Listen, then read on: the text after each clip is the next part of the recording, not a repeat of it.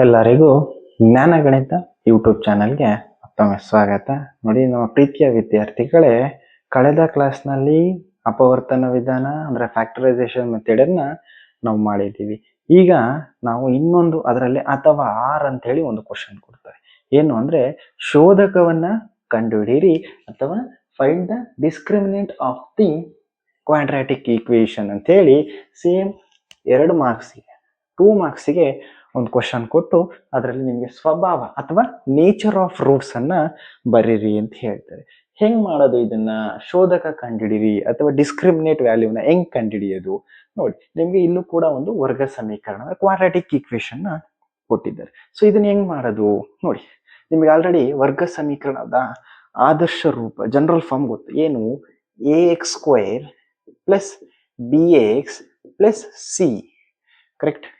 ax² plus bx plus C ಅನ್ನೋದು ವರ್ಗ ಸಮೀಕರಣ ಅಂದ್ರೆ ಕ್ವಾಡ್ರಾಟಿಕ್ ಈಕ್ವೇಶನ್ ಏನು ಒಂದು ಆದರ್ಶ ರೂಪ, ಜನರಲ್ ಫಾರ್ಮ್ ಅಂತ ಹೇಳಿ ಕರಿತೀವಿ. ನೋಡಿ, ಇಲ್ಲಿ ಏನಲ್ಲಿ x² ಇದೆ, ಇಲ್ಲಿ x² ಇದೆ. ಕರೆಕ್ಟ್ ಅಲ್ವಾ? ಇಲ್ಲಿ ಏನು ಇಲ್ಲ, ನಾನು ಫಸ್ಟ್ ಅಲ್ಲೇ ಹೇಳಿದ್ದೀನಿ. ಏನು ಇಲ್ಲ ಅಂದ್ರೆ ಏನಿರುತ್ತೆ?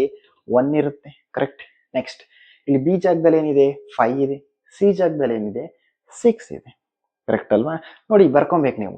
a is equal to 1, b is equal to 5 and c is equal to 6. a value, B value, C ವ್ಯಾಲ್ಯೂನ ಬರ್ಕೋಬೇಕು. ನೋಡಿ, ಡಿಸ್ಕ್ರಿಮಿನೇಟ್ ವ್ಯಾಲ್ಯೂ ಅಥವಾ ಶೋಧಕದ ಬೆಲೆ ಹೆಂಗ್ ಕಂಡುಹಿಡಿಯೋದು? ಸೂತ್ರ ಇದೆ, ಅಂದ್ರೆ ಫಾರ್ಮುಲಾ ಇದೆ. ಏನು? Delta is equal to b² minus 4ac.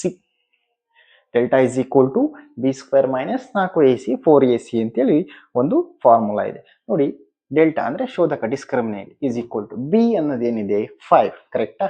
So 5 ಬರೀರಿ, ಬ್ರಾಕೆಟ್ ಸ್ಕ್ವೇರ್ ಇದೆ, ಸ್ಕ್ವೇರ್ 5 ಬರೀರಿ, ಬ್ರಾಕೆಟ್ ಹಾಕಿ ಸ್ಕ್ವೇರ್ ಬರೀರಿ. ನೆಕ್ಸ್ಟ್ ಮೈನಸ್ ಇದೆ, ಮೈನಸ್ 4 ಇದೆ, 4 bracket hockey. A value 1, bracket close, ಮತ್ತೆ ಬ್ರಾಕೆಟ್ ಓಪನ್ ಮಾಡಿ. ಸಿ ವ್ಯಾಲ್ಯೂ ಏನಿದೆ? 6 ಇದೆ. Value of C is 6. Correct ಅಲ್ವಾ? ಸೊ ನೆಕ್ಸ್ಟ್ ನೋಡಿ, ಡೆಲ್ಟಾ ಇಸ್ ಈಕ್ವಲ್ ಟು 5². 5² ಬೆಲೆ ಏನು? ಏನು ಅಂದ್ರೆ 5² ಅಂದ್ರೆ 5 ಇಂಟು 5 ಅಂತ ಅರ್ಥ. 6² ಇದ್ರೆ 6 ಇಂಟು 6. 7 ಇದ್ರೆ 7 ಇಂಟು 7. 5² ಅಂದ್ರೆ ಎಷ್ಟಾಯ್ತು? 25. ಸೊ 25. ಇಲ್ಲಿ ಮೈನಸ್ ಇದೆ, ಮೈನಸ್. ಕರೆಕ್ಟ್? ನೋಡಿ, ಇಲ್ಲಿ ಪ್ಲಸ್ ಇರುತ್ತೆ, ಇಲ್ಲೂ ಪ್ಲಸ್ ಇರುತ್ತೆ. ಏನು ಇಲ್ಲ ಅಂದ್ರೆ ಇಲ್ಲಿ ಮೈನಸ್ ಇದ್ದಾಗ ಇಲ್ಲೂ ಕೂಡ ಗುಣಾಕಾರ ಮಾಡ್ಬೇಕು. ಈಗ ಪ್ಲಸ್ ಇರೋದ್ರಿಂದ minus into plus minus, minus into plus minus ಬರುತ್ತೆ. 4 1s 4, 4 6 ಎಷ್ಟು? 24 ಆಗುತ್ತೆ. ಕರೆಕ್ಟ್? ನೋಡಿ, 25 ಮೈನಸ್ 24 ಏನು? 1. ಸೊ ಇದು ನಮ್ಮ ಶೋಧಕದ ಬೆಲೆ ಅಂದ್ರೆ ಡಿಸ್ಕ್ರಿಮಿನೇಟ್ ವ್ಯಾಲ್ಯೂ ಅಂತ ಹೇಳಿ ಹೇಳ್ತೀವಿ. ಸ್ವಭಾವ ಅಥವಾ ನೇಚರ್ ಆಫ್ ರೂಟ್ಸ್, ಶೋಧಕದ ಸ್ವಭಾವ. ಕರೆಕ್ಟ್ ಅಲ್ವಾ? ಸೊ ಇದರ ಮೂಲಗಳು ನೋಡಿ. ಯಾವಾಗ ಡೆಲ್ಟಾ ಇಸ್ ಈಕ್ವಲ್ ಟು 1 ಬರುತ್ತೆ, ಯಾವಾಗ ಡೆಲ್ಟಾನ ಬೆಲೆ 0ಗಿಂತ ಜಾಸ್ತಿ ಆಗ್ತದೆ, ಯಾವಾಗ ಡೆಲ್ಟಾನ ಬೆಲೆ 0ಗಿಂತ ಜಾಸ್ತಿ ಆಗುತ್ತೆ, ಆ ಮೂಲಗಳೇನಾಗುತ್ತೆ? ವಾಸ್ತವ ಮತ್ತು ಭಿನ್ನ ಅಂತೇಳಿ ಬರಿತೀವಿ. ಏನಂತ ಬರಿತೀವಿ?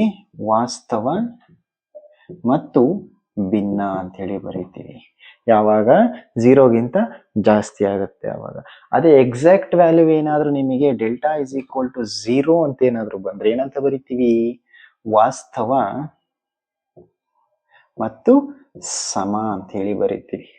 ವಾಸ್ತವ ಮತ್ತು ಸಮ. ಅದೇ ನಿಮಗೆ ಡೆಲ್ಟಾ ವ್ಯಾಲ್ಯೂ 1ಗಿಂತ ಅಂದ್ರೆ 0ಗಿಂತ ಕಮ್ಮಿ ಅಂದ್ರೆ ಯಾವ ತರ ಬರುತ್ತೆ ಅಂದ್ರೆ -1, -2 ಯಾವ್ದು ಮೈನಸ್ ಅಲ್ಲಿ ಬರ್ತಾ ಹೋಗುತ್ತೆ ನಿಮಗೆ ಆನ್ಸರ್ಸ್. ಅದಕ್ಕೆ ಏನಂತ ಬರಿತೀವಿ? ಯಾವುದೇ ಮೂಲಗಳನ್ನ ಹೊಂದಿಲ್ಲ ಅಂತ ಹೇಳಿ ಬರೀಬೇಕು. ಯಾವುದೇ ಮೂಲಗಳನ್ನು ಹೊಂದಿಲ್ಲ ಅಂತ ಹೇಳಿ ಬರಿತೀವಿ. ಅದನ್ನೇ ಇಂಗ್ಲಿಷ್ ಅಲ್ಲಿ ಹೇಳೋದಾದ್ರೆ ಇದನ್ನ ಏನಂತ ಬರೀತೀರಿ? ರೂಟ್ಸ್ ಆರ್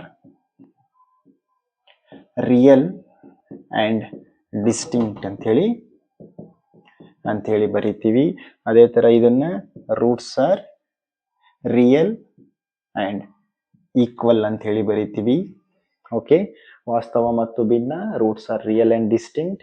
ವಾಸ್ತವ ಮತ್ತು ಸಮ, ರಿಯಲ್ ಅಂಡ್ ಈಕ್ವಲ್ ಅಂತ ಹೇಳಿ ಬರಿತೀವಿ. ಯಾವುದೇ ಮೂಲಗಳನ್ನ ಹೊಂದಿಲ್ಲ ಅಂತ ಹೇಳಿ ಬಂದ್ರೆ ಏನಂತ ಬರಿತೀವಿ? ಕಾಂಪ್ಲೆಕ್ಸ್ ಅಂಡ್ ಡಿಸ್ಟಿಂಕ್ಟ್ ಅಂತ ಹೇಳಿ ಬರಿತೀವಿ. ಕಾಂಪ್ಲೆಕ್ಸ್ ಅಂಡ್ ಡಿಸ್ಟಿಂಕ್ಟ್ ಅಂತ ಹೇಳಿ ಬರಿತೀವಿ. ಸೊ ಇದು ನಿಮಗೆ ಇದರ ಸ್ವಭಾವ ಅಥವಾ nature of roots. So exact ಅಂದ್ರೆ 0ಗಿಂತ ಜಾಸ್ತಿ ಬಂದ್ರೆ ವಾಸ್ತವ ಮತ್ತು ಭಿನ್ನ, roots are real and distinct.